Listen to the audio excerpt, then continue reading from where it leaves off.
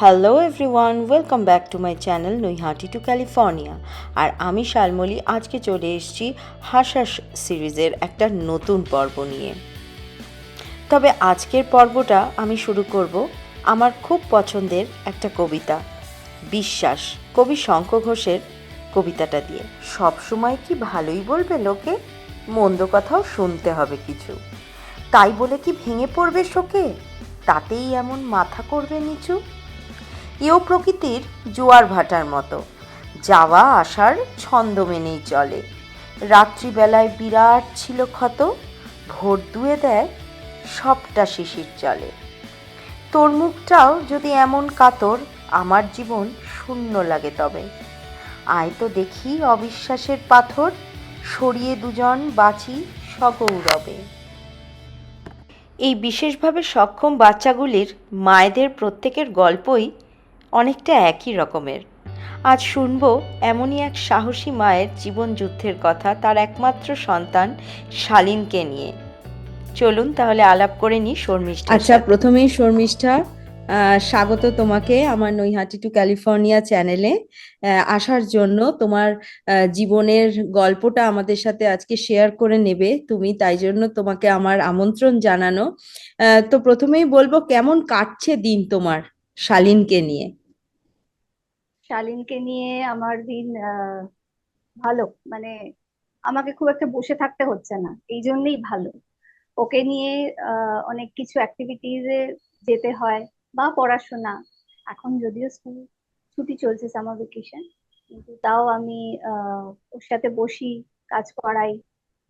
কোথাও পড়া, টিউশন যখন থাকে বা রিহার্সাল যদি থাকে যাওয়া, সেখানে ক্লাসেসে যাওয়া, এইভাবে আমার দিন কাটছে।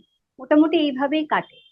কোনো আমি আচ্ছা। আলাদা ভেকেশন বলে কোনো রকম মানে ছেড়ে দিলাম, যাও এবার তুমি খেলো, পড়াশোনা করতে হবে না, কিছু করতে হবে না, এরকম করি না। যেরকম আমার রুটিন চলে আমি সেইভাবেই চলছি। আচ্ছা, এবার আমরা যে শালীনের কথা বলছি, যে বাচ্চাটির কথা প্রথমেই উঠে এলো আমার ইন্ট্রোডাকশনে, সে একজন স্পেশালি সক্ষম বাচ্চা, আমরা যাকে বলে থাকি যে স্পেশালি এবলড চাইল্ড। তো তুমি যখন প্রেগনেন্ট ছিলে, সেই সময়টায় আমাকে একটু বলো, যে আমাদের তো এখন মেডিকেল সায়েন্সের অগ্রগতির কারণে আমরা তো জানতে পারি আগে থেকে বা সমস্ত কিছু। তো তুমিও কি জানতে পেরেছিলে যে যে বাচ্চাটি হতে চলেছে তার মধ্যে কোনো চ্যালেঞ্জেস থাকবে, কিংবা তার কোনো মেডিকেল ইস্যুস আছে, এমন কিছু? না, সেভাবে আমি কিন্তু জানতে পারিনি। আচ্ছা। আর কোনো ডক্টরই সেভাবে আমি অ্যাকচুয়ালি দুজন ডক্টরের আন্ডারে ছিলাম। প্রথম যখন আমি কনসিভ করি তখন আমি অন্য জায়গায় ছিলাম, আউট অফ স্টেট, অন্য স্টেটে ছিলাম আর কি তখন। আচ্ছা। আচ্ছা। তো সেখানে ডক্টর আমাকে কিছু বলেনি। হুম। আর সবকিছু নর্মালও ছিল, আমার যে কোনো প্রবলেম হচ্ছে বা কিছু, সেই কারণেও হয়তো ডিটেকশন সেইভাবে হয়নি। আমার খুবই একদম সেফ প্রেগনেন্সি ছিল, কোনো রকম প্রবলেম আমার হয়নি। ইভেন নজিয়া, ভমিটিং বলো বা আমি খেতে পারিনি এরকম যেরকম নর্মালি হয়, হুম। সেগুলো আমার সাথে কিচ্ছু হয়নি। ওই কারণে কোনো রকম টেস্ট সেভাবে হয়নি। Everything was going smoothly. শুধুমাত্র যেটা লাস্ট ইউএসজি একটা হয়, 8 মান্থ বা 7 মান্থ, কোন একটা মান্থে হয়, আমার এক্সাক্ট মনে পড়ছে না, ওইখানে তখন আমি আবার ওয়েস্ট বেঙ্গলে ঢুকে গেছি। ওয়েস্ট বেঙ্গলের ডক্টর আন্ডারে তখন। তো ওখানে বলেছিল আমাকে ইউএসজি দেখে যে বেবির ওয়েট একটু কম দেখাচ্ছে, যতটা হওয়া উচিত এই হুম। ডেভেলপমেন্টাল স্টেজে তার থেকে একটু কম দেখাচ্ছে, তো সেটা কোনো অসুবিধা নেই, আপনি বেড রেস্ট থাকুন, আচ্ছা। থাকবেন। ঠিক আছে। তারপরেও আমার কোনো সেরকম সমস্যা আমি ফিল করিনি। তো সেই কারণে মেডিকেল চেক আপ না হওয়ার কারণে কোনো রকম অন্যরকম তো আমি জানতে পারিনি যে আচ্ছা। স্পেশালি, হ্যাঁ, এরকম কিছু প্রবলেম আচ্ছা। থাকতে পারে। আচ্ছা, এবার তুমি বলো, যে একটা খুব কঠিন প্রশ্ন করব এখন, যে প্রশ্নটা ইমপ্রম্পটু, মানে আমাদের আগে থেকে এই প্রশ্নটা আমি করব আমিও ডিসাইড করিনি, কেন আমি জানতাম না এই গল্পটা। তো তুমি বলো, যদি তুমি জানতে, ধরো তুমি জানতে পেরে গেছো যে যে বাচ্চাটি তোমার মধ্যে বেড়ে উঠছে সে একজন special child, specially abled child, তাহলে কি তুমি সেই ক্ষেত্রে তোমার প্রেগনেন্সিটা কন্টিনিউ করতে? খুব কঠিন প্রশ্ন, সত্যি কথা। মানে এটা যদি আমি ইনিশিয়াল ডেজে জানতে পারতাম, ইনিশিয়াল ডেজে আমার তো মনে হয় না কেউ কন্টিনিউ করবে, যে প্রবলেম থাকতে পারে, এই কারণেই তো টেস্ট গুলো করা, হুম হুম। যাতে এটা একদম যদি ইনিশিয়ালি হতো, পরে হলে মানে যখন আর কি বেশ ডেভেলপমেন্ট হয়ে গেছে বুঝলে, পরে যদি জানতে পারতাম, আই ডোন্ট নো, মানে এটা আমাদের মায়েদের জন্য এই প্রশ্নটা ভারী কঠিন প্রশ্ন। আমি এই কারণেই এক্স্যাক্টলি। করলাম যে মানুষটিকে আমি 365 দিন 24 ঘন্টা নিজের হাতে ছানছি, নিজের হাতে সমস্ত কিছু তার সকাল থেকে রাতের রুটিন ফলো করাচ্ছি, সব করাচ্ছি। এখন এই পর্যায়ে দাঁড়িয়ে কেউ যদি এই প্রশ্ন করে, সেটা প্রশ্নটা ভীষণভাবে কঠিন হয়ে যায় আর কি। এটা একটা পাপ না, এটা একটা পাপ, মানে তুমি এত তোমার এতটা তুমি নিয়ে এসছো ওকে, ও তো আর আসতে চায়নি, তো আই থিংক ওটা হতো না হয়তো। করা যায় না। আমি এই উত্তরটা জানার জন্য আমি তোমাকে জিজ্ঞেস করলাম। আচ্ছা, আহ, শালীন যে মুহূর্তে তোমার জীবনে এলো, হ্যাঁ, সেই সময়ের অভিজ্ঞতাটা আগে বলো, তারপর লড়াইতে আসবো না হয়। শালীন যখন প্রথম এলো, আমার নর্মাল ডেলিভারি ছিল। তো তারপরে বেবিকে নিয়ে নার্সটা চলে যায়, সেদিন আমি আর ওকে দেখতে পাইনি। পরের দিন সকালবেলায় আমি দেখি যে যেখানে আমি ছিলাম, যে বেডে আশেপাশে আমি সব বাকি মায়েদের দেখলাম, তাদের বাচ্চারা ওয়াজ উইথ দেম, আচ্ছা। With the mother's. তো বাট আমি আমার বেবিকে তখনো পাইনি। তো আমি যখন কথা বললাম কি ব্যাপার, তো ওরা বললো সামান্য ওর অসুবিধা আছে, ওকে কলকাতায় নিয়ে যাওয়া হয়েছে। তো আমি কলকাতায় থাকতাম না, এখানে বলে রাখি, আমি কলকাতার বাইরে একটি শহরে থাকতাম। তো সেখানেই আমার বাড়ি actually। তো হুম ওইখানেই ওর জন্ম হয়। তো ওকে কলকাতায় নিয়ে যাওয়া হয়েছে। তো আমার রিলেটিভও তখন বাড়ি থেকে এলো, মা এলো, বাবা এলো।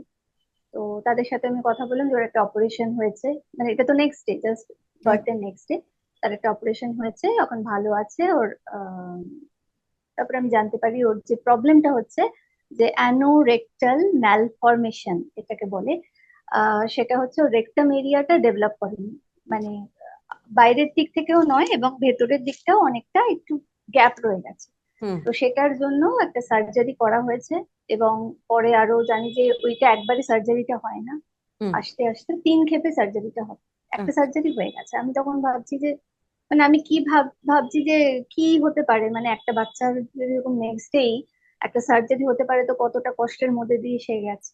যাই হোক, আমি আবার কলকাতায় এলাম, এসে দেখলাম ও নিওন্যাটাল কেয়ারে রয়েছে ইউনিটে। এবং আমি তখন, আমাকে তো মানে নর্মাল বেডেই, আমি নর্মাল রুমে, যে হসপিটাল রুমে অ্যাডমিট হই।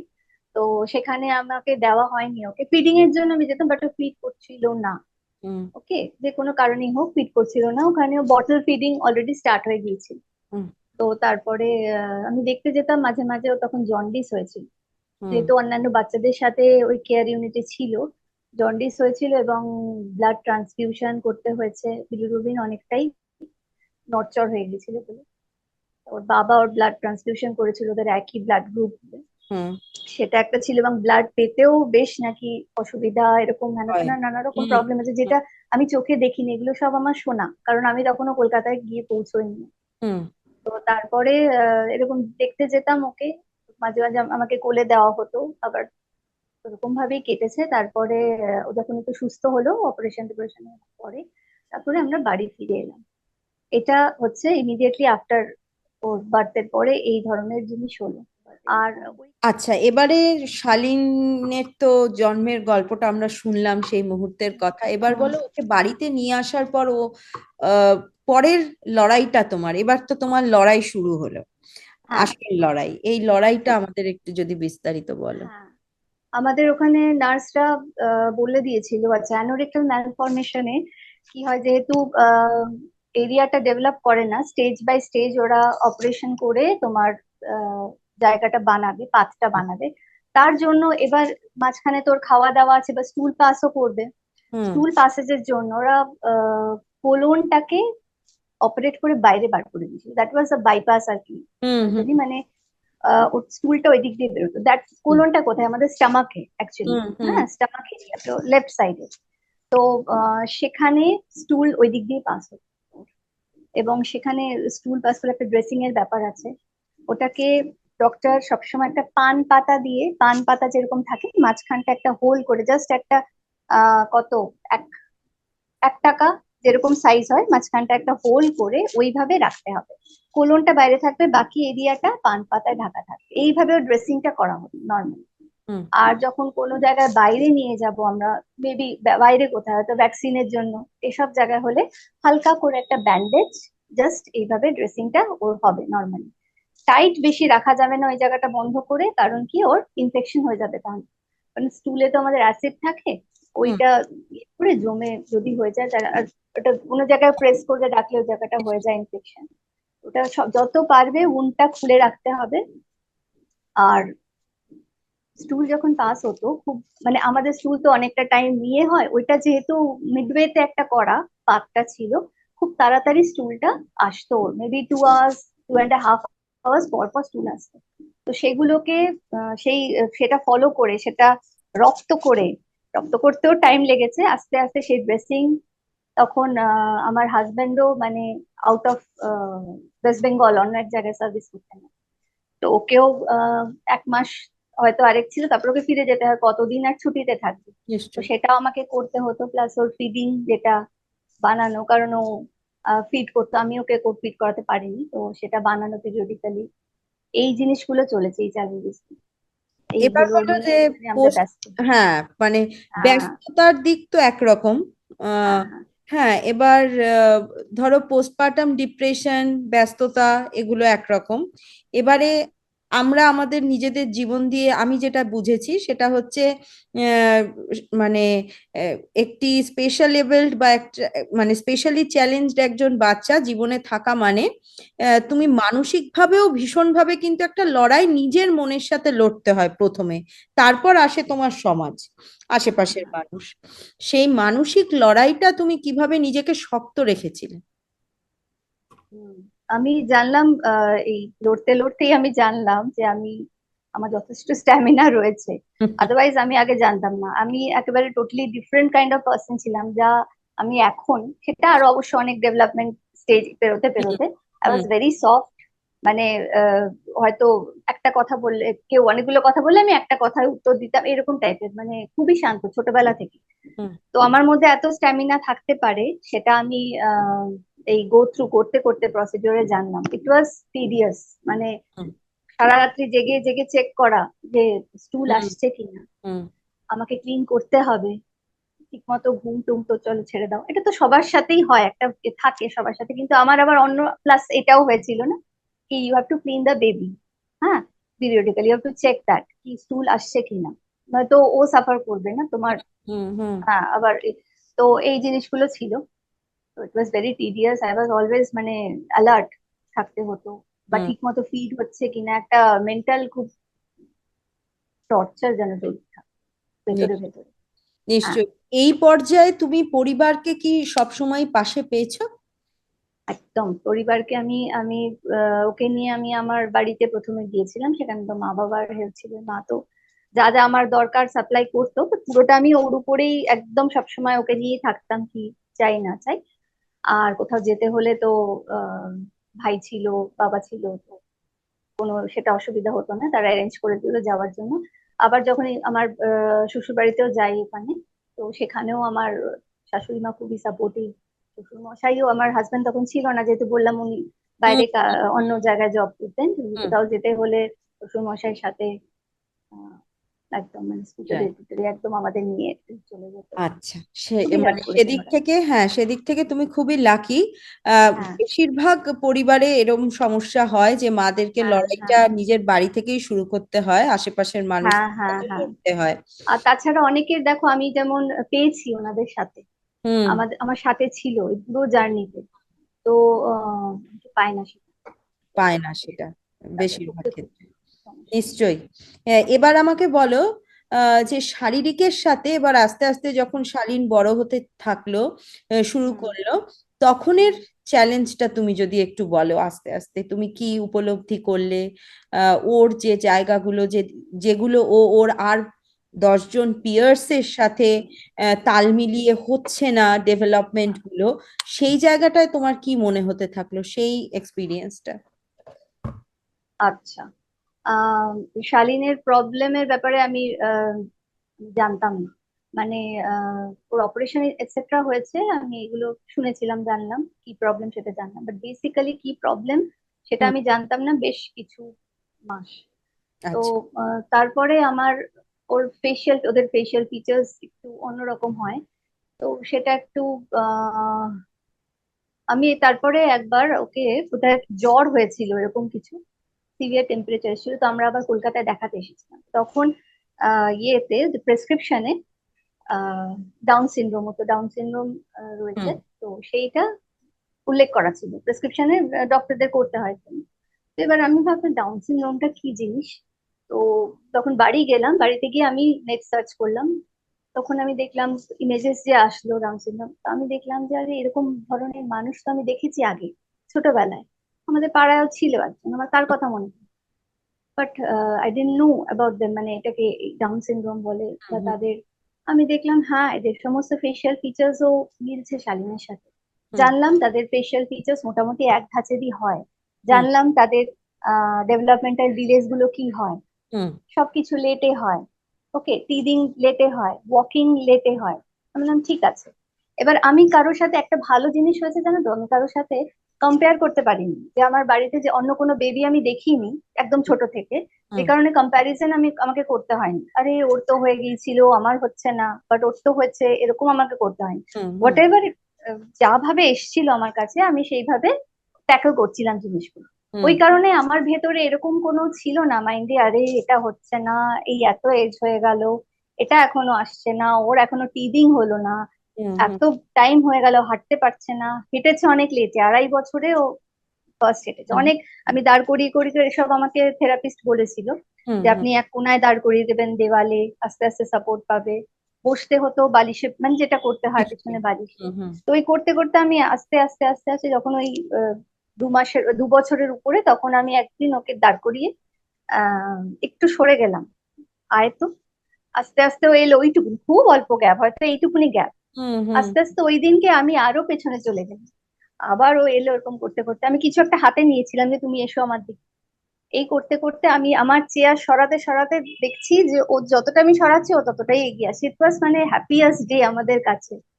আমি আর আমার শ্বশুর মশাই তখন সাথে ছিল। এই করতে করতে বাবার সাথে ওই খেলাটাও খেলছি, দেখছো চলছে। ওকে কি করতে হতো তখন, খাটের থেকে জাস্ট নিচে, মানে খাট থেকে নিচে নামতে পারতো না, খাট থেকে নিচে নামিয়ে দিতে হতো, তারপর ওয়াক করা শুরু করতো। ওই দিনে এটা আমার অ্যাচিভমেন্ট ছিল। তারপর ওর বাবা তখন শিফট করে গেছে কলকাতায়, অন্য একটি জায়গায় থাকতো, ও উইকেন্ডে আসতো আর কি আমাদের এখানে। তো উম, সে যখন এসে দেখলো যে এরকম, তো দ্যাট ওয়াজ হ্যাপিয়েস্ট। তো আমার কাছে কম্প্যারিজন করতে হয়নি, যেরকম যেরকম আসছিল আমি চ্যালেঞ্জ হিসেবে ওটা ওইভাবেই নিচ্ছিলাম। দ্যাট ওয়াজ দি মানে most normal thing for me আর কি, ওর হুম। ডেভেলপমেন্ট। বাহ। তো আমি কখনো এই নিয়ে ভাবিনি খুব একটা। নিশ্চয়ই। খালি আমার যখন একটু আমি জানলাম কি আচ্ছা ডাউন সিনড্রোম, এই এই প্রবলেম, একটু ভেতরে আমি আপসেট হয়েছি নিশ্চয়ই যে যেটা এগুলো হতে পারে, কারণ স্বাভাবিক। আমার তো আইডিয়া ছিল না যে ও বড় হয়ে কি হতে পারে। হুম। হুম। তখন আমি জানলাম যে আচ্ছা, তাহলে কিছু করার নেই, হয়ে নিশ্চয়ই। গেছে যখন, you have to accept that আর কি, এটাই ভেবেছি। বাহ। আহ, বেশিরভাগ ক্ষেত্রে যেটা সমস্যা হয় সেটা হচ্ছে অ্যাকসেপ্টেন্সে। মা বাবারা নিজেরাই, আমি এমন বহু বাবা মা দেখেছি যারা নিজেরাই অ্যাকসেপ্ট করতে চান না যে বেবিটার হয়তো কোনো স্পেশাল চ্যালেঞ্জেস আছে। এবার সেই জায়গায় হয়ে যায় সব থেকে বেশি দ্বন্দ্ব। নিজের মনের সাথে যেখানে তোমার দ্বন্দ্ব থাকবে, সেখানে তোমার ব্যবহার সেই বাচ্চাটির প্রতি, সেই বাচ্চাটিকে স্বীকার করে নেওয়া নিজের বলে সম্পূর্ণ, এবং সেই লড়াইয়ে মানে পায়ে পা মিলিয়ে চলানোটাও চ্যালেঞ্জ হয়ে যায়, যেটা আমি বেশিরভাগ ক্ষেত্রেই দেখেছি। আচ্ছা, এবার আমাকে বলো, আহ তুমি তো বললে যে পরিবারে তেমন কোনো বাচ্চা দেখোনি, তাই জন্য কম্প্যারিজনের জায়গাটাও তৈরি হয়নি। সেই জন্য যেমন যেমন তোমার এসছে, শালীনের যা যা সমস্যাগুলো এসছে সেগুলোই তুমি খুব আহ সুন্দরভাবে ট্যাকেল করতে পেরেছো। এবার বলো, শালীন যে সময় স্কুলে গেল, হ্যাঁ, হ্যাঁ, সেই হ্যাঁ। স্কুলে যাওয়ার পরের বিষয়টা যদি একটু বলো, ও কি কোনো স্পেশাল এডুকেশন ক্লাসরুম বা স্পেশাল স্কুলে যায়, নাকি কি কিরকম সেট আপে ও পড়াশোনাটা করে? হ্যাঁ, হ্যাঁ, হ্যাঁ। আমাকে খুব ছোটবেলায় সাইকোলজিস্ট যখন ওর অ্যাসেসমেন্ট হয়েছিল বলেছিলেন যে ওর আইকিউ দেখে, তখনও খুব ছোট, আইকিউ ইয়ে করে আহ, দেখে বা যাই বলো টেস্ট করে যে হুম, ও হুম, স্পেশাল স্কুলেই দেবেন। তো সেই মতো আমরা স্পেশাল স্কুল খুঁজছিলাম। তখন আমরা শিফট করিনি কলকাতায়, আমরা অলরেডি তখন ওকে ওখানেই, যেই শহরে ছিলাম ওখানে একটা স্পেশাল স্কুল যেটা ছিল নিয়ারেস্ট, খুব বেশি ওখানে নেই বুঝলে, একটা বা দুটো রয়েছে, তো নিয়ারেস্ট যেটা ছিল আমরা ওখানে অ্যাডমিট করেছিলাম ওকে। আমি ওর সাথে যেতাম, ওখানে থাকতাম, খুব ভালো পরিবেশ ছিল। ইট ওয়াজ ভেরি গুড, মানে ওর জন্য ওই আর্লি এজে খুব ভালো ছিল। বাট হুম, হুম, দেখলাম কি, বড় হলে মানে একটু যখন ও বড় হবে আর যে সেট আপ দরকার ওর একটা হুম, স্কুলে, স্পেশাল স্কুলে রাখার তো সেগুলো অতটা ছিল না, যে কারণে আচ্ছা, আমরা ভাবলাম যে now we have to shift hmm, এই হুম, এতে কলকাতাতে। আর ওর ডক্টর ইত্যাদিরাও কলকাতায় রয়েছে, তো আচ্ছা, সেখানে একটা মানে আমাদের সুবিধাই হবে মানে এখানে কলকাতায় শিফট। হ্যাঁ, হ্যাঁ, তো তখন আমরা কলকাতায় এসে বেশ কয়েকটা স্কুলে দেখলাম, ওখানেই যে স্কুলে ছিলাম ওখানেই একজন তার আত্মীয়, এখন প্রেজেন্ট যে শালিনের স্কুল, সেখানে তার আত্মীয়র মেয়ে পড়ে। তো ওনার কাছ থেকে অ্যাড্রেস নিয়ে আহ শালিনীর বাবা এসে স্কুলে এসে কথা বললো। তারপরে আমরা নিয়ার বাই এরিয়াতে জায়গা, মানে থাকার জায়গা খোঁজ টোজ করলাম, পেয়েও গেলাম একটা। তো তারপরে ও স্কুলে অ্যাডমিশন হয় আহ 2012 স্পেশাল স্কুল। ভালোই, আমার বাড়িরও কাছে। তো সেখানে মোটামুটি ভালো, আমরা খুব সাপোর্ট পেয়েছি। ইনফ্যাক্ট ওদের এডুকেশন সিস্টেম যেটা প্যাটার্ন বলো, মানে কি রকম ধাঁচের চলবে, আমাদের মতো যেরকম আমরা পড়ি সেরকম নয়, অ্যাকচুয়ালি ইনিশিয়াল স্টেজে অন্যরকম। হুম, তো সেটা আমরা স্কুলে গিয়ে কিন্তু জানতে পারি, ওনাদের সাথে কথা বলে সিলেবাস বা ইত্যাদি যা হুম, হুম। আমাদের দেওয়া হতো সেসব বলে যে কি ধরনের মোড অফ এডুকেশন ওদের হতে পারে, সেটা আমরা ওখানে গিয়ে জানলাম। তো এই। আর থেরাপির দিক থেকে মানে ওর কি কি তোমরা রুটিন মেনটেন করো? এটা আমি এই কারণেই জিজ্ঞেস করছি, কারণ বহু এমন বাবা মা আছেন যারা হয়তো মুখে এখনো প্রকাশ করে ওঠার সাহস বা ভরসা কোনোটাই পান না। তো তাদের জন্য যদি কিছুটা সাহায্য হয়, যে এই যে ট্রিসমি 21 যেটাকে আমরা বলে থাকি মেডিকেল ভাষায়, কিংবা ডাউন সিনড্রোম, মানে এই এই বাচ্চাগুলোর মেলডাউনস, বিহেভিয়ারাল ইস্যুস সমস্ত কিছু তো মানে অনেকটাই অন্যরকম, তো একটি নিউরোটিপিক্যাল বাচ্চার থেকে। তো এবার সেই জন্য তুমি কি কি ধরনের টেকনিক শালীনের সাথে অ্যাপ্লাই করে দেখেছো, যে যেটা শালীনকে আহ, আহ, সুস্থভাবে, মানে রেগুলার ওর রুটিন বা স্কেডিউল মেনটেন করতে ওকে সাহায্য করে? স্কুলে প্রত্যেক টার্মের শুরুতে আমাদের একটা সিলেবাস প্রোভাইড করা হয়, আর অ্যাকর্ডিং টু দ্যাট কিছু স্কিল বেসড অ্যাক্টিভিটিস ওদের করানো হয় এবং অ্যাকাডেমিক্সও থাকে। তো এই স্কিল বেসড অ্যাক্টিভিটিসগুলোর মূল উদ্দেশ্য হচ্ছে বাচ্চারা যাতে লাইফ স্কিলগুলো শেখে, and that will help them in an independent living. তো সেই কাজগুলো কিভাবে করাবো সেগুলো আমাদের পেরেন্ট টিচার ইন্টারাকশানে জানতে পারি, এবং পরে যখন আমি কাজটা করাই, তো শালিনীর কীভাবে করালে সুবিধে হবে সেইভাবে কাজটাকে মডিফাই করে ওকে শেখাই। আর শালীন এখন ন্যাশনাল ইনস্টিটিউট অফ ওপেন স্কুলিংয়ের ওবিইর লেভেল পরীক্ষার জন্য প্রিপেয়ার করছে, ওই পরীক্ষায় বসবে। তো তার জন্য ওকে একাডেমিক সিলেবাসটা একটু বেশি করাতে হচ্ছে, সিলেবাসটা একটু ভাস্ট। তো সেখানে ইংলিশ, ম্যাথস, কম্পিউটার এই সাবজেক্টসগুলো রয়েছে। এইগুলো করানোর জন্য এই পড়াশোনার ব্যাপারটা আমি প্রচুর ছবি, কনক্রিট অবজেক্টস অথবা রিয়েল অবজেক্টস দেখিয়ে ওকে পড়াই, আর যাতে ওর বুঝতে সুবিধা হয়। কোনো ইনস্ট্রাকশন অথবা কিছু এক্সপ্লেন করার সময় আমি খুব ক্লিয়ার আর সিম্পল ল্যাঙ্গুয়েজ ইউজ করি উইথ অ্যাকশন। কখনো কখনো সিচুয়েশনটা ক্রিয়েট করে বোঝাই নানা রকম প্রপস দিয়ে অথবা রিয়েল অবজেক্টস দিয়ে। আনসার্স মুখস্থ করতে ওর অসুবিধা হলে ওটাকে যতটা সম্ভব শর্ট করে দিই, অথবা ওটা একটা মিউজিক্যাল ফর্মে করাবার চেষ্টা করি যাতে ও ইজিলি ওটা মনে রাখতে পারে। আর কাজগুলো আমি খুব পেশেন্টলি করাবার চেষ্টা করি, আর একটা রেগুলারিটি মেনটেন করি। মানে বারবার অনেকবার একই কাজ করাতে থাকি, যাতে ও কাজটা ভালোভাবে আয়ত্ত করতে পারে এবং যাতে ওর মনে থাকে। আমার যদি কোথাও কোনো অসুবিধা হয় আমি তখন ওর এডুকেটর অথবা টিচারের সাহায্য নিই। আর যদিও কোনো কাজ ভালোভাবে করতে পারলো অথবা অ্যাটেম্পটও করে অথবা সামান্য একটু পারলো আর একটু হেল্পও লাগলো, সেক্ষেত্রে আমি ওকে কিন্তু পজিটিভ রেইনফোর্সমেন্ট দিই, বাহ খুব ভালো করেছো, ভেরি গুড, এইভাবে প্রেস করে থাকি, তাতে ও কিন্তু ওই কাজের প্রতি উৎসাহ ওর বাড়ে। আর এছাড়াও আমরা সিলেবাসের বাইরে ওকে ডে টু ডে বাড়ির কিছু কাজে ইনভলভ করি। এর মধ্যে আমার বোতলে জল ভরে দাও, বাইরে থেকে জামা কাপড়, শুকনো জামা কাপড় নিয়ে এসো, বা রাত্রিরে শোবার আগে যদি দরকার পড়ে মশারিটা একটু টানিয়ে দাও, ফ্রিজ থেকে কিছু এনে দাও, ফ্রিজে কিছু রেখে দাও, অথবা ডিনার টেবিলে আমাকে একটু হেল্প করো, বা সবজি সর্ট করে ফ্রিজে তুলে দাও ব্যাগে ভরে, এই ধরনের কাজ আমরা করতে থাকি। এবং প্রত্যেকটা কাজ ও যখন করে ফেলে তখন আমরা ওকে মোটিভেট করার জন্য ভীষণভাবে প্রেস করি। এরকম একটা টাইম অনুপাতে সবাইকে ওদেরকে রাখতে হবে। হুম আর থেরাপি তো খুব দরকার, ইনিশিয়ালি স্পিচ থেরাপি দরকার প্রত্যেকেরই, মানে হুম প্রত্যেক একদম। ডাউন সিনড্রোম বেবিরই স্পিচ থেরাপিস্ট দরকার হবে। আমরা ওই কলকাতা আসার আগে ওকে শুরু করেছিলাম স্পিচ থেরাপি, সেখানে অনেক হেল্প হয়েছে আর্লি ওই ব্যাপারটা থাকাতে। স্কুলে আসার পরে আমরা স্পিচ থেরাপিতে ওকে, স্কুলেই রয়েছে ব্যবস্থা, সেখানে দিয়ে দিয়েছিলাম, সেটাতেও আস্তে আস্তে অনেক ইমপ্রুভ করেছে। স্পিচ থেরাপি অবশ্যই দরকার, এবং আরেকটা থেরাপি যেটা দরকার সেটা হচ্ছে অকুপেশনাল থেরাপি, কারণ এদের মাসেল উইক হয় প্রচন্ড। যে হুম কাজগুলো আমরা নর্মাল বেবিরা করে থাকে ওদের এজে, ওরা পারে না সেটা করতে, অনেক অনেক সময় লাগে। গ্রিপিং, পেন্সিল যে ধরবে, রাইটিং যে করবে, সেটা গ্রিপিংই তো থাকে না। হুম হুম হুম তো এইগুলো ভীষণ, গ্যাপ গুলো খুব কম কম থাকে ওদের, তো হুম সেই গ্রিপিং করতে পারে না। অ্যাকচুয়ালি ওদের এই শোল্ডার প্রবলেম, আচ্ছা শোল্ডার খুব উইক থাকে।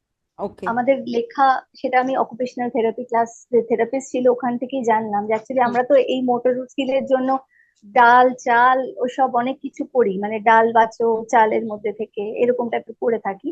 তো সে অ্যাকচুয়ালি এখানে উইক ওদের শোল্ডার এরিয়া, তো তো এই এরিয়া যত স্ট্রং হবে ওদের রাইটিং বা গ্রিপিং এই অ্যাক্টিভিটি গুলো ডেভেলপ করবে।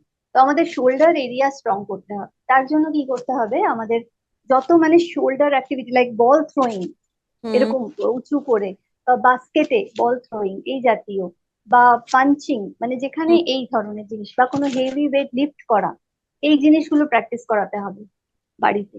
যেগুলো আমরা মানে যেমন বাজারের থেকে কিছু এলো ব্যাগ, অথবা সবজি ভারী ভারী, যেমন বাঁধাকপি হলো, ফুলকপি হলো, এগুলো বেশ নিয়ে নিয়ে, বা জলের বটল ভরে ভরে এগুলো ক্যারি করা তুলে তুলে, যত এই এই এখানে যেখানে এক্সারসাইজ গুলো হয় এগুলো করবে তত হয়।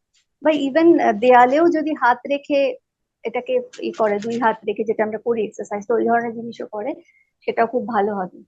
আর ওদের সিটিং পশ্চার, ওরা কি করে, ওরা পা ঝুলিয়ে বসতে চায় না অনেক, মানে তো সেটা পা তুলে দেয়, হুম চেয়ারে বসলেও পা তুলে দেবে, সোফায় বসলেও পা তুলে, এটা ঘরে ঠিক আছে, বাট বাইরে তো ওরকম চলে না। তো হুম অলওয়েজ ওদেরকে বলে যেতে হবে, put your legs down, put your legs down, পা নিচে করে বসো, পা ঠিক করে বসো। আর অনেকের আরেকটা সমস্যা থাকে, জিভটা একটু ওদের বড় হয়, যে কারণে টাংটা একটু হ্যাং করে আর কি। তো হুম সেটা সবসময় ছোট থেকেই ওদের বলতে হবে, ভেতরে করো, জিভ ভেতরে করো, এটা ওদের বলে যেতে হবে কন্টিনিউ। ওরা কিন্তু খুব ভালো, মানে খুব সফট নেচার, আর খুব মানে অ্যাগ্রেসিভ নয়। যেমন অন্যান্য আহ, যদি মানে কিছু সমস্যা থাকে, যাদের অনেকে এই প্রবলেম আসে কি কথা শোনে না, হ্যাঁ আমার এরকম অনেক আসে পেরেন্টসরা, আমার কথাই শোনে না, মানে না, নিজের মতো চলে। ওরা, ওদের নিয়ে কাজ করানোটা খুব ইজি।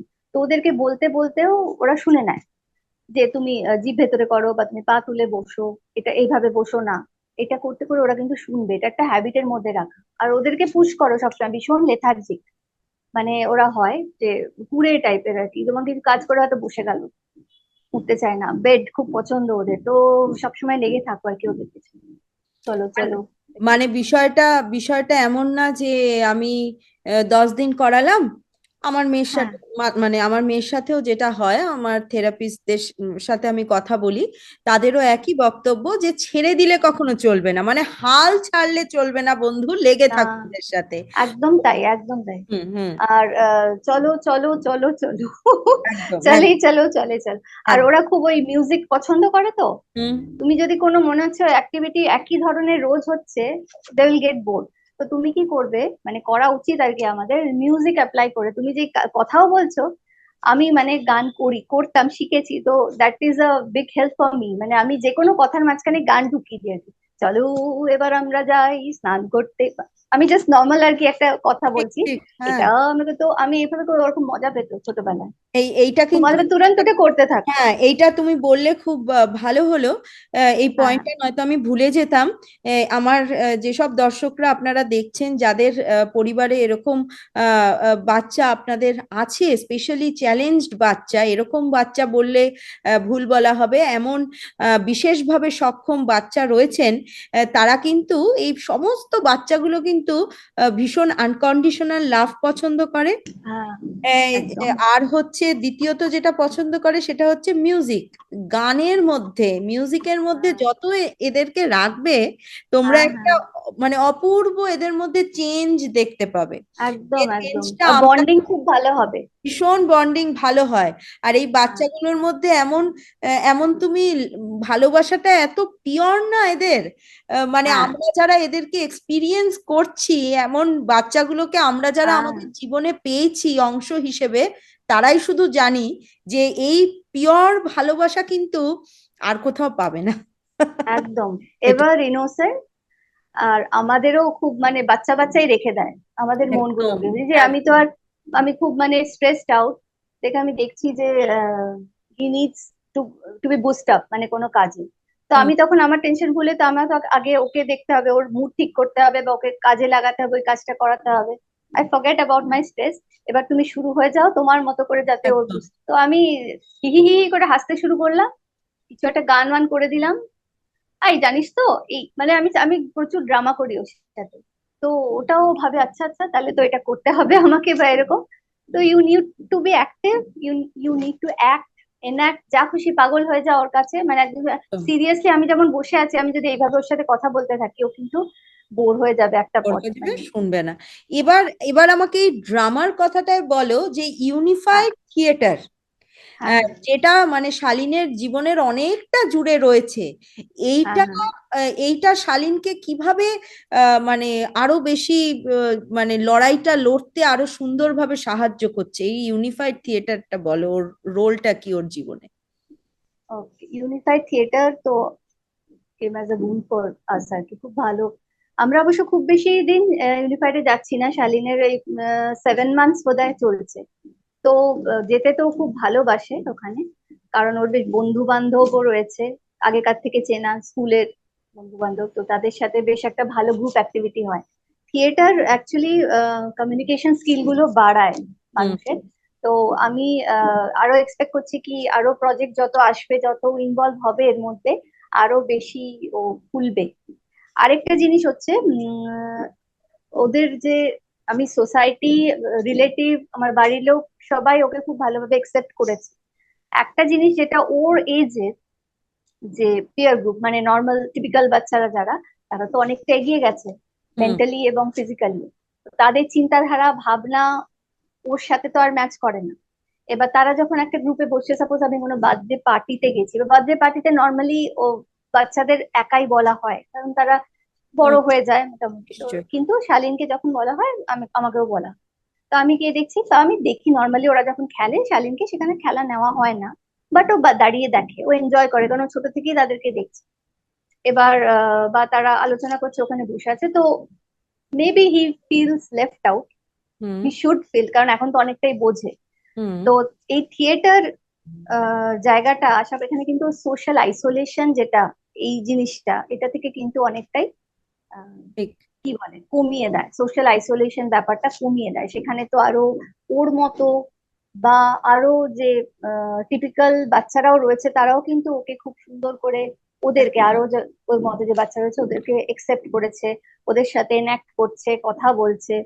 তো সেই ব্যাপারটা রয়েছে। এবং এই যে অ্যাক্টিভিটিস গুলো, মাইমিং হোক বা ডান্সিং হোক, যেগুলো থিয়েটারে করানো হয়, সেগুলো ওর ডেভেলপমেন্টের জন্য খুব ভালো, এক্সপ্রেস করতে পারছে, কমিউনিকেশন স্কিল, সেলফ এক্সপ্রেশন, এই জিনিসগুলো আরো বাড়ছে। হ্যাঁ, আর তার সাথে সাথে আমার মনে হয় সেলফ কনফিডেন্সটাও বাড়ছে। কনফিডেন্সও বাড়ছে যে একটা আমিও করতে পারি। হ্যাঁ, একদম একদম, যে আমিও। এবং আমি আমি যাদের সাথে করছি তারা কিন্তু টিপিক্যাল। হুম। হ্যাঁ, আছে আমার বন্ধুরাও রয়েছে আমার মতো, যারা স্কুলের বন্ধু তারাও রয়েছে, কিন্তু টিপিক্যাল বাচ্চারাও রয়েছে। ঠিক। আমিও কিন্তু একসেপ্টেড, এবার আইসোলেশন ফিলিং যেটা, হ্যাঁ, এবার এই ওটা। ক্ষেত্রে আমার একটা প্রশ্ন আছে তোমার কাছে। এটা হয়তো প্রত্যেকটি বিশেষভাবে সক্ষম বাচ্চার মা বাবাদের মানে মনেই হয়। তো এই যে কোনো বার্থডে পার্টির কথা যে তুমি বললে, আহ, যেটা আমিও ফিল করি সেম।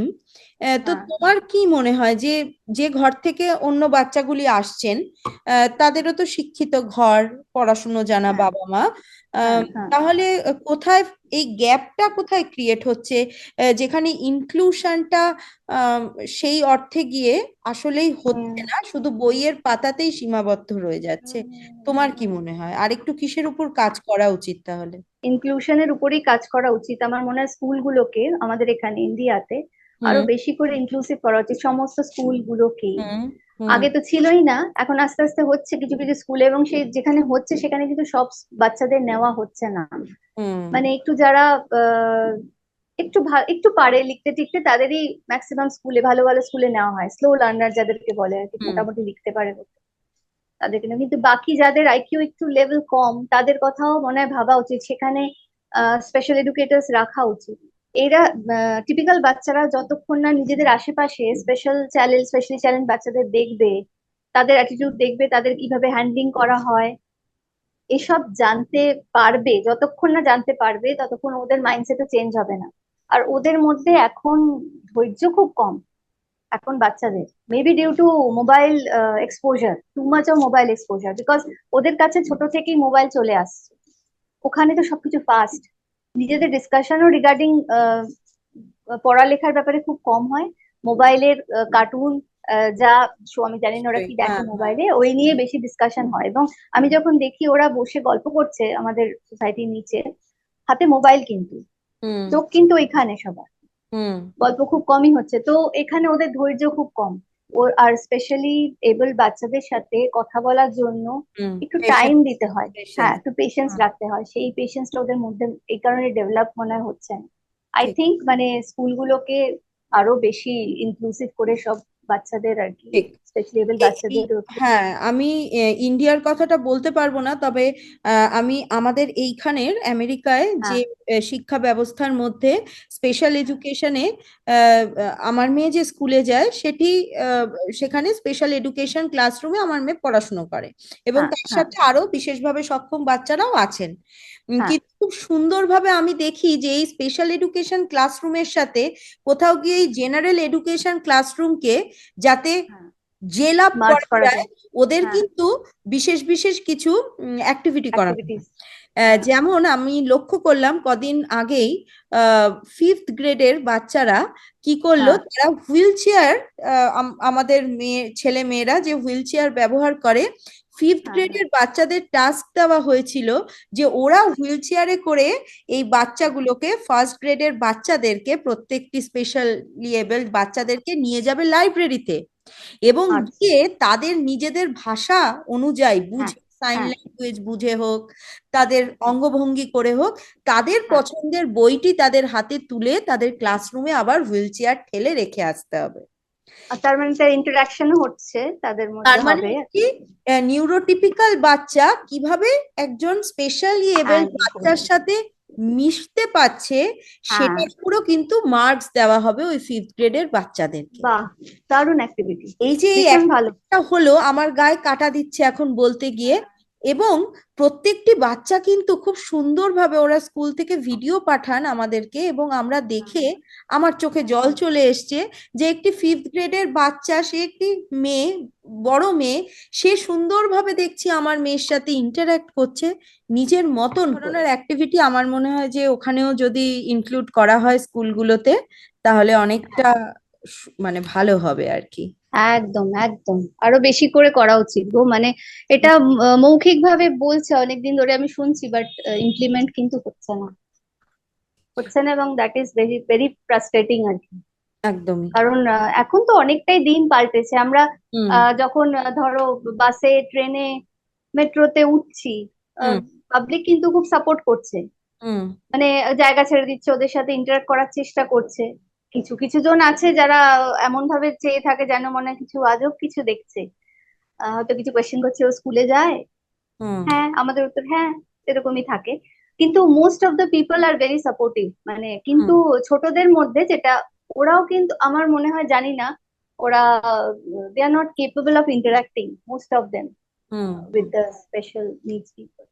আর হুম দে শুড লার্ন ইট না, ছোট থেকে যদি এগুলো স্কুলে বা একদম। বাড়িতেও, যদি বাড়িতে আসলে কতটা ইয়ে করা যায়, হুম বাড়িতেও তো সেভাবে ওরা এতটাই এখন পড়াশোনার চাপ যে আলাদা করে বোঝানো এগুলো হুম সময় দেওয়া খুব মুশকিল আর কি ওদেরকে সেটাই যেটাকে সেটাই নিয়ে মানে ওদের স্কুলে। এইটা এইটা খুব জরুরি যে পড়াশুনোর সাথে সাথে এটা মানে কম্প্যাশনটাও বাচ্চাদের মধ্যে আরেকটু শেখানো একদম, উচিত। এবং ওয়াই নট ইন দ্য সিলেবাসও একদমই তো ঠিক। মরাল ভ্যালুস ক্লাস থাকে, ইনক্লুড করায় অনেক স্কুলেই থাকে, মোস্ট অফ দ্য স্কুলে মরাল ভ্যালু ক্লাস থাকে, সেখানেও আমার মনে হয় সেরকম সিলেবাসে ওদের কিছু এই ধরনের যে, মানে হ্যাঁ মানে আমরা দেখো ছোটবেলায়, যদি আমরা একটু ছোটবেলায় চলে যাই, মরাল ভ্যালুজ এর উপরে প্রচুর গল্প আমরা পড়তাম কিন্তু হ্যাঁ হ্যাঁ হ্যাঁ কিন্তু আমার মনে হয় এবারে হাই টাইম যে প্র্যাকটিক্যালি আরেকটু বেশি করানো উচিত মনে হয়। হ্যাঁ, একদম প্র্যাকটিক্যালের একদম উপর ঠিক। আরেকটু জোর দেওয়া উচিত, তাহলে এরম অদ্ভুত চাহনি আর মানে হ্যাঁ, কেউ স্পেশাল তাকে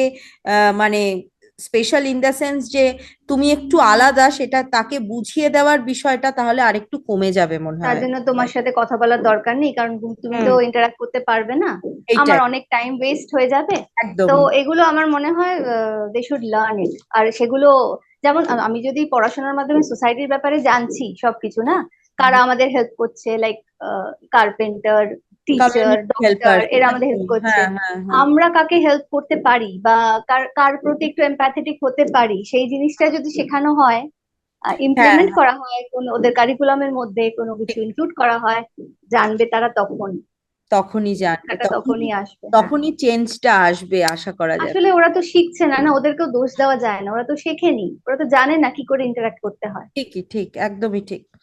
এবার তুমি বলো যে মানে শালীন হওয়ার আগের শর্মিষ্ঠা আর হ্যাঁ শালীন হওয়ার পরের এখনের এই শর্মিষ্ঠা, হ্যাঁ সাহসী, মানে আহ, অনেক কিছু নিশ্চয়ই তোমার চেঞ্জ এসছে। তুমি হ্যাঁ। নিজেকে কিভাবে দেখো, মানে এই পরিবর্তনটা তোমার জীবন দর্শনকে কতটা পাল্টেছে শালীন তোমার জীবনে আসার পরে? আমি তোমাকে আগেও একবার বলছিলাম যে আই ওয়াজ ভেরি কোয়াইট, মানে আমি খুব ছোটবেলা থেকে শাই, কোয়াইট, একদম ইন্ট্রোভার্ট। তো আমি এরকম জাস্ট উল্টো হয়ে গেছি এখন। হুম আমি এখন অনেক টকেটিভ। তুমি হুম আমাকে মানে মানে আমি যদি রাস্তায় যাচ্ছি, অটোতে সাপোজ বসে আছি বা বাসে, কোনো মহিলা আমার পাশে বসে আছেন, হুম আমি কিন্তু তার সাথে কথা বলা শুরু করে দেবো, এগুলো আমার মধ্যে ছিল না। তো I hmm have become too much talkative. আগে তো বললাম, আমি রাস্তা দিয়ে যেতাম ছোটবেলায়, 9-10 হবে তখন, কেউ আসছে দূর থেকে দেখলে আমি না মাথাটা নিচু করে দিতাম, যে আরে আমাকে কথা বলতে হবে, কি বলবো কথা, এই কেমন আছিস, ভালো আছি, এইটুকু। পরে আমার মাকে কমপ্লেন করতো কি তোমার মেয়ে আমাকে রাস্তায় দেখলে কথা বলে না, আমার সাথে এরকম অনেক হয়েছে। হুম তো হুম এগুলো এখন আমি উল্টো যেচে লোকের সাথে কথা বলি। প্লাস স্ট্রেংথ একটা, জানি না আমার কোত্থেকে এসে গেছে, হুম করবোই, করতে হবে, যতই শরীর খারাপ থাকুক। হ্যাঁ, তো I have to do this, I have to take him. যদিও আমি একটা বলবো যে আমি খুব বেশি শালীনকে খুব বেশি জিনিসে ইনভলভ করিনি, খুব বেশি হুম এই জিনিস in the sense activities, hmm yoga class, therapy, ওটি থেরাপি, হুম হুম অ্যান্ড এই থিয়েটার রয়েছে, এই মোটামুটি, আর একটা প্লে থেরাপির একটা জায়গায় মাঠে যায়ও, এই এই নিয়ে মোটামুটি আমাদের টাইম চলে যায়, ওর টাইম চলে যায়, তো ওকে নিয়ে এভাবেই থাকি। তো এর বাইরে আমি ওকে দিইনি, কারণ এতটা মনে হয়, আমার মনে হয় ও টু মাচ। আরেকটা প্রবলেম আমি তোমাকে মেনশন করিনি আর কি, ওর এপিলেপসি প্রবলেমও আছে, যেটা ওকে। আম, এই তোমার করোনার টাইমে ডেভেলপ করে 2020-তে।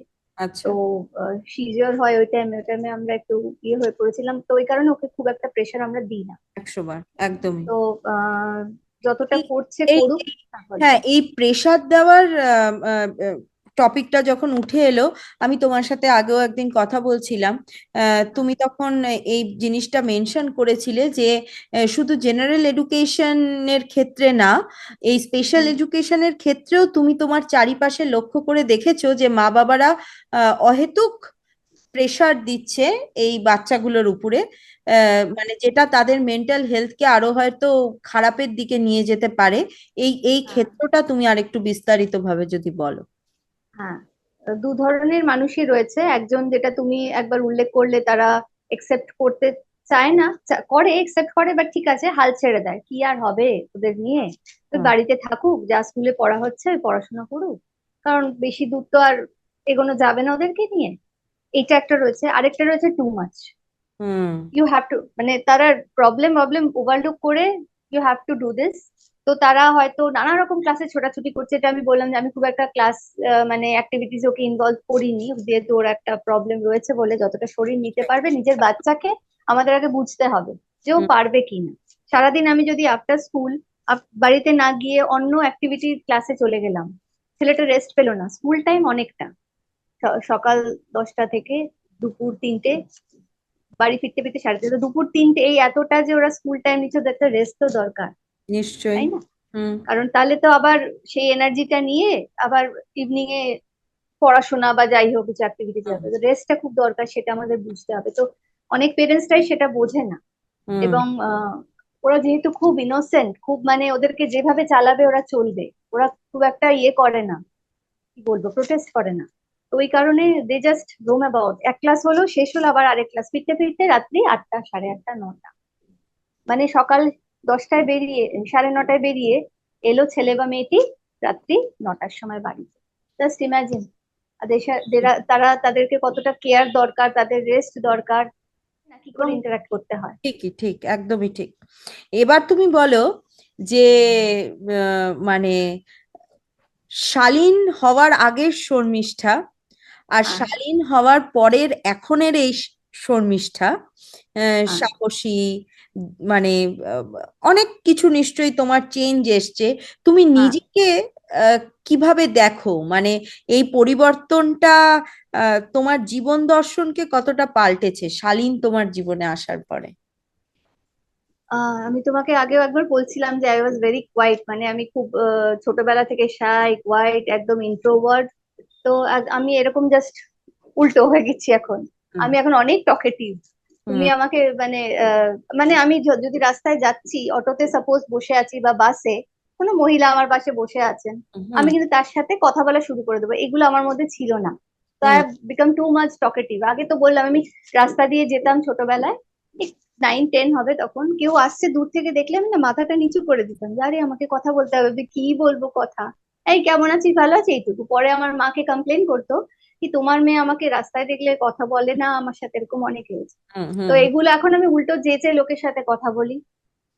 প্লাস স্ট্রেংথ একটা, জানি না আমার কোত্থেকে এসে গেছে, হুম করবই, করতে হবে, যতই শরীর খারাপ থাকুক। হ্যাঁ, তো I have to do this, I have to take him. যদিও আমি একটা বলবো যে আমি খুব বেশি শালীনকে খুব বেশি জিনিস নিয়ে নিল একটা। তো এগুলো আমাদের একটু বুঝতে হবে বাচ্চাদের, যে বাচ্চাটা কতটা পারছে নিতে। প্রেশারাইজ করা উচিত নয়। আমি করতে পারিনি সেটা আমি যদি আমার বাচ্চার উপর চাপিয়ে দিই, সেটা ঠিক নয়। ঠিক নয়, একদমই। কেন একটা প্রত্যেক, লিমিট। আমি মনে করি যে প্রত্যেকটি মানুষই ইউনিক। আমার কাছে প্রত্যেকটি বাচ্চাই ইউনিক, তাদের নিজস্ব নিজস্ব ভালো লাগা খারাপ লাগা রয়েছে, তো সেগুলোকে সম্মান করা উচিত। কেউ হ্যাঁ, কারো প্রকাশটা, সে নিজেরটা নিজের মতন করে প্রকাশ করতে পারছে না বলে তার উপর চাপিয়ে দেব, এটা প্রত্যেক একদম তাই, বাবা চাপাবে মাকেই না। আমার এই মেসেজটা। আপনারা হ্যাঁ, যারাই আজকে এই ভিডিওটি দেখবেন, প্রথমেই সেটাকে সম্মান করা উচিত, কারণ সে একটি আলাদা এন্টিটি, আপনি একজন আলাদা এন্টিটি। আপনি তার বাবা মা, অবশ্যই 100 বার তাকে ভালোবাসেন, তার ভালো চান, কিন্তু কোথাও গিয়ে এমন করেও ভালো চাওয়াটা প্রকাশ হওয়া উচিত না যেটাতে বাচ্চাটির হয়তো দম বন্ধ লাগতে থাকছে হুম, কোনো হুম, একটা হুম, পর্যায়ে গিয়ে। হুম, আর হুম, আমাদের এই প্রত্যেকটি এই স্পেশালি এবলড বাচ্চাগুলো, এরা ভীষণ সেন্সিবল, ভীষণ সেন্সিটিভ, তারা ভীষণভাবে নরম মনের মানুষ কিন্তু প্রত্যেকেই। আপনারা নিজেরা যদি বেশি সময় দেন বাচ্চাটির সাথে বা সময় কাটান, আমার মনে হয় তার মানসিক যে মেন্টাল যে ডেভেলপমেন্ট, যেটার জন্য এত লড়াই আমরা বাবা মারা করি, সেটা আরো ভালোভাবে সেই হ্যাঁ, মেন্টাল একদম। গ্রোথটা হবে। আর তাদেরকে একটু স্পেয়ার টাইমও দিতে হবে। একশো আমি বার সবসময় যদি পড়াশোনা করার অ্যাক্টিভিটিস করাই, তারাও বড় হয়েছে, তাদের একটু আলাদা টাইম দিতে হবে, একটু নিজেদের মতো ছেড়ে দেওয়া উচিত, সেই টাইমটা যেন থাকে, সেই টাইমটা যেন তারা পায়। ঠিক। তাহলে তারাও হ্যাপি থাকবে না? আমি একশো। আমার মতো ওকে চালাচ্ছি, কিন্তু ওরও তো নিজের একটা চাহিদা থাকতে পারে, ঠিক যে আমি ঠিক। একটু একা থাকতে চাই, একটু বসে হয়তো গান শুনতে চাই, সেখানে মা বাবা থাকবে না, কোনো একদম ইনভলভমেন্ট। একদম। ওদের এজ অনুপাতে ওদের সাথে বিহেভ করা উচিত। ঠিক ঠিক। মানে এখন যেমন ওদের ওদের সক্ষমতা অনুযায়ী, মানে যে বাচ্চা যে সক্ষমতা যেটা অনুযায়ী ও, পারছে, মানে হ্যাঁ, তোর হ্যাঁ, হয়তো একটি 10 বছরের নিউরোটিপিক্যাল বাচ্চা আর আমার নিউরো ডাইভার্স বাচ্চা, এখন আমি যদি সেই 10 বছরের বাচ্চাটির সাথে লড়াইয়ের জন্য, কম্পিটিশনের জন্য আমি যদি আমার 10 বছরের স্পেশাল বাচ্চাটিকে যদি সেই লড়াইতে নামিয়ে দিই, সেটা আহ, মানে দুজনের প্রতি ইনজাস্টিস হচ্ছে। হ্যাঁ, মানে হ্যাঁ, একজনের সাথে আরেকজনের লড়াইয়ের জন্য তো জীবন না, জীবনটা তো নিজের হ্যাঁ, সাথে নিজের ভালো থাকার লড়াই হওয়া একদম, উচিত, একদম। নিজের মতন করে। তোমাকে তোমাকে এটা ভগবান দিয়েছেন, একদম। তোমার আশীর্বাদ, এই স্পেশালি এবেল বাচ্চা। সত্যি মানে আমরা কি হয় না, আমি নর্মাল বাচ্চাদের দেখি, টিপিক্যাল বাচ্চাদের পেরেন্টসরা কিছু বছর পরে যখন বড় হয়ে যায় নিজেদের মতো থাকে, হ্যাঁ, তখন একদম। মায়েরা একদম ফ্রি, কিচ্ছু করার নেই, হুম কি হুম। করি সারাদিন, এই ফোন দেখি, টিভি সিরিয়াল হয়তো দেখি, ব্যাস, আর কোনো অ্যাক্টিভিটি নেই, এইভাবেই পুরো জীবন তাদের চলে যাবে। বাট আমরা খুব লাকি যে আমরা কিন্তু অনেক রকম অ্যাক্টিভিটিস এ, ওরা বড় হয়ে যাচ্ছে আমরা তাও ইনভলভ হয়ে থাকছি। ঠিক। আমাদের আর ওই হতাশা ইত্যাদি গুলো আসতে ওইভাবে আসে না যে আমার কিছু নেই কাজ করার। তো এরকম আমার মনে হয় ইনভলভ থাকা উচিত। আর ইয়ে নিজেদের জন্য টাইম বের করে, মানে পেরেন্টসদের কথা বলছি, নিজেরাও যেন কিছু করে, আদারওয়াইজ কিন্তু এবার মানে হ্যাঁ, এবার নেক্সট যে কথাটায় আসবো সেটা হচ্ছে এমন যে বাবা মারা আছেন যারা প্রত্যেক দিন লড়াইটা চালিয়ে যাচ্ছেন, মানসিকভাবেও তো অনেকটা এটা চ্যালেঞ্জিং, শারীরিকভাবেও চ্যালেঞ্জিং। তো হ্যাঁ, হ্যাঁ, তাদের হ্যাঁ, প্রতি তোমার কি মেসেজ আছে? তুমি সেই মেসেজটা যদি আমার চ্যানেলের থ্রুতে আজকে এই ভিডিও বলো লাস্টে। একদম। হ্যাঁ। চ্যালেঞ্জেস তো থাকবেই, অ্যাক্টিভিটি ইত্যাদি করতে গিয়ে নতুন নতুন চ্যালেঞ্জেস আরো আসবে, কারণ একটি বাচ্চা যখন বড় হয়, ছোট থেকে ছোটবেলায় ওকে তুমি ওকে হ্যান্ডলিং করছো নানাভাবে, কিন্তু আস্তে আস্তে ওর মধ্যে অনেক পরিবর্তন আসতে পারে, সেটা মেন্টাল হতে পারে, হুম মেন্টালি হুম। সেটা তার হয়তো আমি করব না, একদিন হয়তো ওই ভালো বাচ্চা যে খুব ভালোভাবে কাজ করছে হঠাৎ দেখে বসলো যে আমি আর করতেই কিছু চাইছে না, হয়তো সে একদম, যে হয়তো সোশ্যালি খুব সুন্দর সবার সাথে আলাপ করছে, কথা বলছে, সে হুম। হয়তো চুপ হয়ে গেল, তখন তুমি কি করবে? এরকম ধরনের চ্যালেঞ্জেসও আসে। তো সেইগুলোকে ফেস করা, আবার সাইকোলজিস্টের কাছে যাওয়া, তাদের সাথে কন্ট্যাক্ট, মানে বা ডক্টর, কোনো হয়তো ফিজিক্যাল প্রবলেম হলো, হেলথ ইস্যু কোনো হলো, তার এসব নিয়ে টেনশন থাকবেই, কিন্তু তোমার নিজেকে ভালো রাখতে হবে। কিভাবে? তুমি নিজের জন্য টাইম বের করবে, যতটাই হোক, মেবি যখন ও স্কুলে থাকে, মেবি যখন ও ঘুমোয় দুপুরবেলা, আর সেই টাইমটা তুমি নিজের জন্য রাখো, সেখানে কিছু তোমার ভালো লাগে এরকম অ্যাক্টিভিটি করো, গান হতে পারে, গান শোনা হতে পারে, গল্পের বই হতে পারে, পেন্টিং হতে পারে, আহ স্টিচিং হতে পারে, কিছু হুম। মুভি দেখা হতে পারে, যাতে তোমার ওই চিন্তা কিছুক্ষণের জন্য ওইখান থেকে তুমি বেরিয়ে এসে অন্য তোমার নিজস্ব একটা জগতে যেটা ভালো লাগে ওই অ্যাক্টিভিটি কিছু করো। তো মেডিটেট করো, হুম হুম। ওটা খুব হেল্পফুল, মানে নিজেকে আমি শান্ত করি। করাটা খুব হ্যাঁ, জরুরি নিজেকে ভীষণ। শান্ত করো, মাইন্ডটা আরো, হুম। পেশেন্স তো আনতে হবে, আমাদের মাইন্ডটাকে আরো একদম। শান্ত করো যাতে পেশেন্স আসে। তো এই কিছু অ্যাক্টিভিটিস রয়েছে আমাদের জন্য, যেগুলো ওদের সাথে তো থাকবোই, আমরা সবসময় থাকতে হবে 24 আওয়ার্স, আর একটু ওদের ছেড়ে ছেড়ে দাও, অলওয়েজ চলো চলো চলো চলো নয়, একটু ছেড়ে দাও। ঠিক। মানে আমিও যে তাহলে তো কি হলো, এই চলো হান্টারওয়ালি বা হান্টারওয়ালা হয়ে গেল, তুমি তো সব চলো, তোমাকে এটা করতে হবে, আরে বাবা ওরাও ভাবছে আবার সে মনে মনে ভাব, প্রকাশ তো করতে পারছে না, মনে মনে ভাবছে, তো ওদেরকেও একটু খালি খালি টাইম দাও, নিজের জন্য টাইম রাখো, নিজে অন্য কিছু করো।